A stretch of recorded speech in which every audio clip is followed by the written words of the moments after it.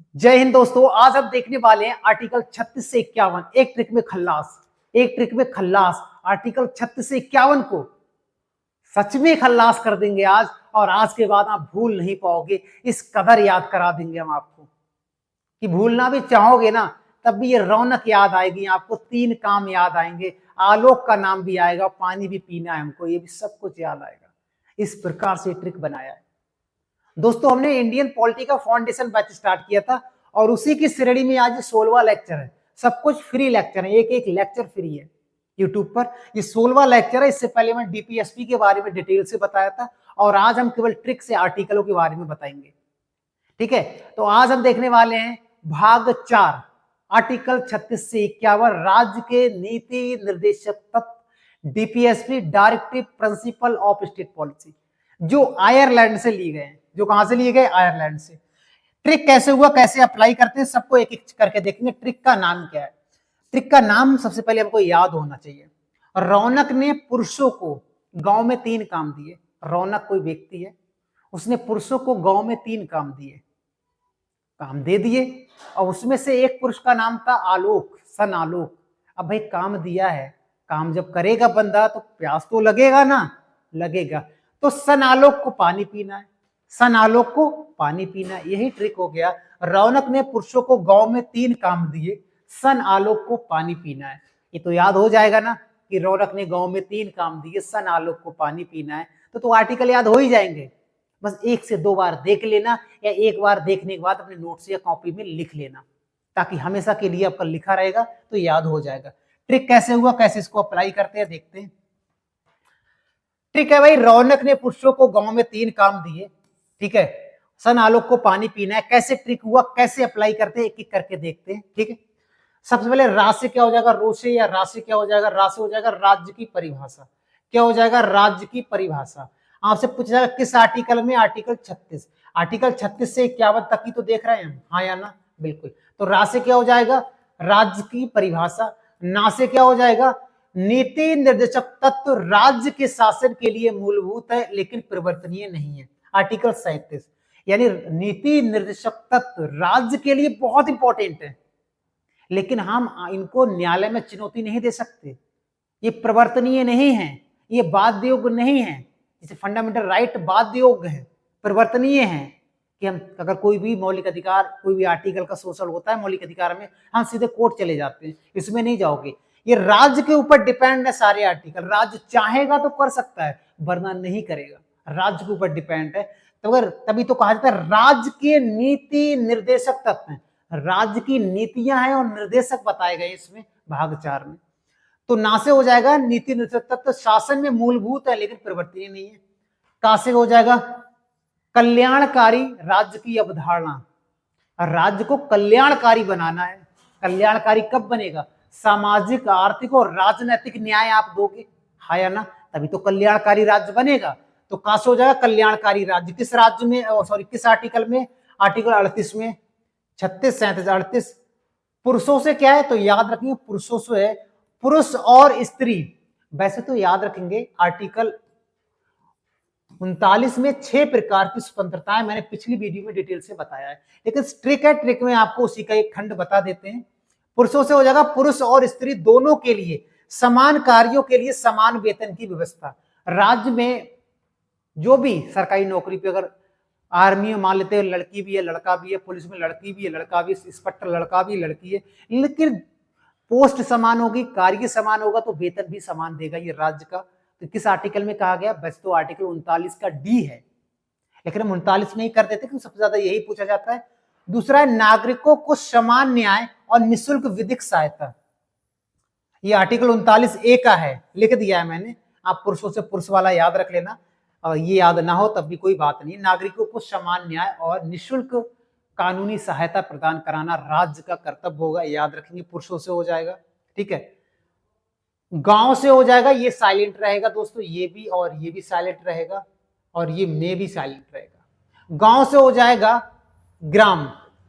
गांव से ग्राम, ग्राम पंचायतों का गठन आर्टिकल 40 में कहा गया। ये गांधी जी का आर्टिकल है, आर्टिकल 40, ग्राम पंचायतों को गठन किया जाएगा, याद रखेंगे। गांव से हो जाएगा ग्राम। तो 40 तक हम कर चुके हैं, ग्राम तक आगे बढ़ते हैं। आगे बढ़ते हैं दोस्तों। अब बात करेंगे 3 काम की। कितने काम की? 3 काम की। देखो पहला काम तो ये हमारा, दूसरा काम ये है और तीसरा काम ये है। तीनों को एक एक करके देखते हैं। पहले काम को देखेंगे। इसमें कहा गया है कि काम पाने का अधिकार, यानी आप बेरोजगार हैं तो आपको काम का अधिकार राज्य देगा। ये बेरोजगारों का आर्टिकल है। बेरोजगार किस आर्टिकल के तहत है? आर्टिकल 41 के तहत। 40 तक तो हम देख चुके हैं। बेरोजगार हमें काम दो भाई, नरेगा में, मनरेगा में काम दो, या सरकारी नौकरी में काम दो, या कहीं भी काम दो, यानी राज्य के सभी नागरिकों को काम दो। लेकिन राज्य चाहेगा तो करेगा। एक काम पाने का अधिकार, शिक्षा पाने का भी अधिकार है इसी में। बेरोजगारी का एक प्रकार से आर्टिकल है ये 41। और इसमें बुढ़ापा जब आता है यहाँ पर, तो कई बुढ़ापे में आपको पेंशन दिया जाता है, विकलांग हो तो आपको पैसा दिया जाता है अलग से। तो खर्चा के लिए व्यवस्था की गई है ना, राज्य करता है ना, तो उसी के लिए आर्टिकल 41 कहा गया है। ये आर्टिकल 41 में कहा गया है कि बुढ़ापे में भी, विकलांगता में भी सहायता राज्य करेगा। ये आर्टिकल 41 कहता है। लेकिन सहायता करेगा, बेरोजगारी के लिए कोई सहायता ही नहीं है। आप कहते हो कि पेंशन देना चाहिए, भत्ता देना चाहिए बेरोजगारों को। अगर भत्ते की बात कभी आएगी तो आर्टिकल 41 के तहत ही आएगी। तो एक काम में का से क्या हो जाएगा? एक काम में काम। दूसरे काम से काम को न्याय संगत तरीके से कराना। काम को न्याय संगत तरीके से कराना, बहुत अच्छे ढंग से कराना। ऐसा नहीं है काम पे आप ले गए और आप पीछे से मार भी रहे हो और काम भी करा रहे हो। ऐसी जगह काम नहीं कराओगे जिससे हमारे शरीर का हानि हो, शरीर अच्छे से बना रहे, ऐसी जगह काम कराओगे। यही कहा है, न्याय संगत तरीके से काम कराओगे, आर्टिकल 42। और 42 में एक चीज और जोड़ी गई है, महिलाओं को प्रसूति सहायता प्रदान करना। महिलाओं को प्रसूति सहायता प्रदान करने का मतलब है, जब महिलाएं प्रेग्नेंट होती हैं तो कई प्रकार के टीके लगते हैं। सरकारी अस्पताल में इलाज फ्री होता है। और आपको पता है कि जब डिलीवरी के समय सरकारी अस्पताल में होती है तो पैसा भी देता है सरकार, हाँ या ना? तो आर्टिकल 42 में क्या है? तो काम को न्यायसंगत तरीके से करना है, कराना है राज्य को, और महिलाओं को प्रसूति सहायता भी देना है। ठीक है। उसके बाद तीसरे काम से क्या है? काम को करने की, अब आप काम कर रहे हो तो काम को करने के लिए न्यूनतम मजदूरी होनी चाहिए। न्यूनतम मजदूरी निर्वाह की बात आर्टिकल 43 कहता है। और आर्टिकल 43 ये भी कहता है कि कुटीर उद्योग, जो छोटे छोटे उद्योग है, उनका विकास करे। ये भी आर्टिकल गांधी जी का है, याद रखेंगे।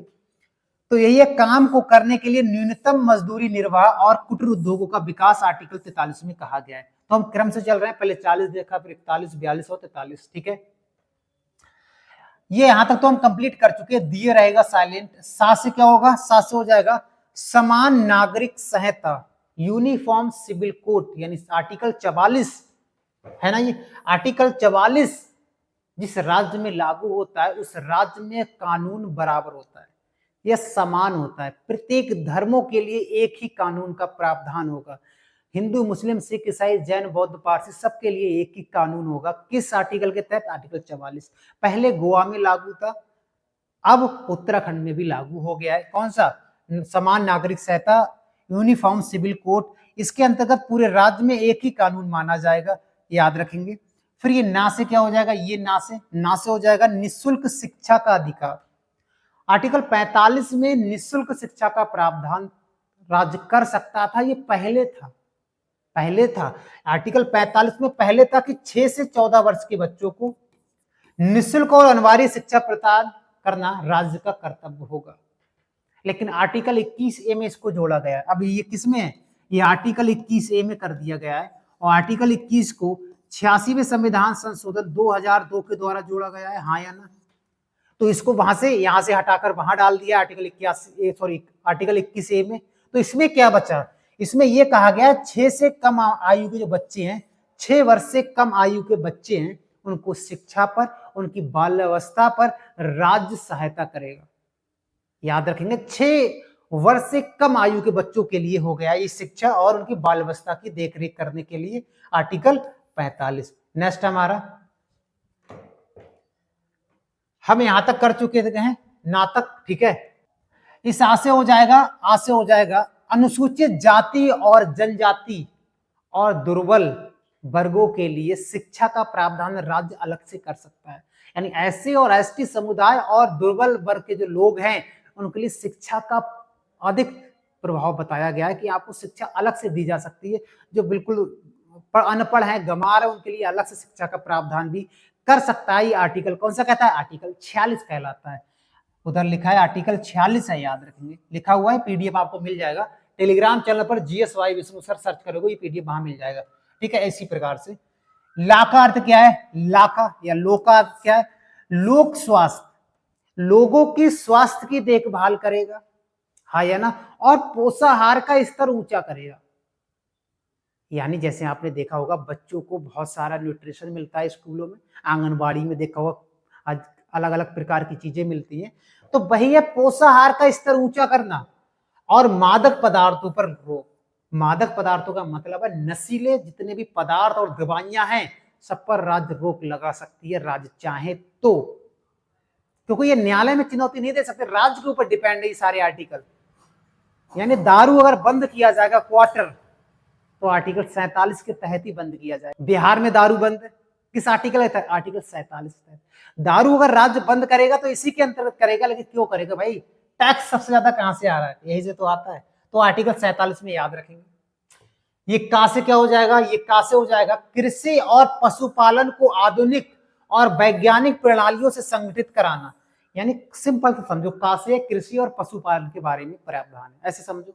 यही प्रश्न आएगा, कृषि और पशुपालन का आर्टिकल कौन सा है? तो ये हो जाएगा। अगर और इसी में कहा गया गाय वध पर रोक है, गाय या दुधारू जो जानवर हैं उनको आप काट नहीं सकते, याद रखें। किस आर्टिकल में कहा गया? आर्टिकल 48 में कहा गया है गाय के वध पर रोक लगाई गई है ना, और इसके लिए कई सारे कानून भी बनाए गए, ये याद रखेंगे। तो आर्टिकल 48 याद रखेंगे। फिर उसके बाद है का रहेगा साइलेंट, चाहे ये जो पा है इससे मान लो, चाहे इस पी से मान लो, इन दोनों से मान सकते हो, पा या पी से। पर्यावरण का संरक्षण, गंदगी नहीं करोगे, जीवों के नहीं मारोगे, वृक्षों को नहीं काटोगे, ज्यादा से ज्यादा पेड़ लगाओगे। ये कौन सा आर्टिकल कहता है? आर्टिकल 48A कहता है। आर्टिकल 48A कहता है, और इसको 42वें संविधान संशोधन 1976 के द्वारा जोड़ा गया था। पर्यावरण की रक्षा और वन्य और तथा वन्य जीव की रक्षा करें, और एक वृक्ष लगाएं, और पर्यावरण को सुरक्षित बनाएं, हाँ या ना? ठीक है, तो ये चीज को आपको याद रखना है। आर्टिकल 48A तक हम कर चुके हैं, यानी पी तक हम कर चुके हैं। आगे बढ़ते हैं, यानी हम पी तक कर चुके हैं। ई से क्या हो जाएगा? ई से हो जाएगा स्मारकों का संरक्षण। स्मारक, ताजमहल हो गया, लाल किला होगा, और भी बहुत सारे पुरातत्व विभाग ने खोजी गई जो स्थान है वो भी आ जाएंगे इसमें। टेम्पल बहुत सारे हैं, सबको संरक्षित करने का अधिकार किस आर्टिकल के तहत है? आर्टिकल 49 के तहत है। स्टेचू ऑफ यूनिटी को भी इसी के अंतर्गत संरक्षित किया गया है। उसके बाद ये ना से क्या हो जाएगा? ना से हो जाएगा न्यायपालिका और कार्यपालिका का पृथक्करण। न्यायपालिका कार्यपालिका दोनों अलग कार्य करेंगी, ऐसा नहीं होगा कभी आपस में ये टकरा जाएं, दोनों का रास्ता अलग है, कभी मुलाकात नहीं करेंगे, याद रखेंगे। ठीक है, तो आर्टिकल 50 कहता है न्यायपालिका और कार्यपालिका का पृथक्करण। ए से क्या होगा? लास्ट जो ए है, अंतरराष्ट्रीय शांति और सुरक्षा स्थापित करना। आर्टिकल 51 कहता है अंतरराष्ट्रीय शांति और सुरक्षा प्रदान करना। आर्टिकल 51 कहता है राज्य ऐसा कोई कांड नहीं करेगा इससे युद्ध छिड़ जाए, है ना? तो याद रखेंगे ये आर्टिकल 51 कहता है। ये पीडीएफ मिल जाएगा टेलीग्राम चैनल पर, GSY विष्णु सर। और इससे पहले जो आपका 16वां लेक्चर था, 15वें लेक्चर में मैंने डीपीएसपी के ही बारे में बताया, लेकिन वहां पर ट्रिक से नहीं बताया है। अगर वो वीडियो देखना चाहे देख लेना। इसका अलग से मैंने प्लेलिस्ट बनाया है, इंडियन पॉलिटी फाउंडेशन बैच, उसमें देखोगे तो धुआं धुआं हो जाओगे। बहुत सारा कंटेंट डाल रखा है ताकि सिंगल प्रश्न हमारे एग्जाम में बाहर नहीं आए। तो वीडियो कैसा लगा दोस्तों, कमेंट करके जरूर बताना, मजा आया या नहीं आया। और चैनल पे नए हो तो आप सब्सक्राइब लाइक कर सकते हो। जो मन में आए वो कीजिएगा, बस पढ़ाई कीजिएगा। मिलते हैं नेक्स्ट वीडियो में, आज के लिए इतना ही। जय हिंद दोस्तों।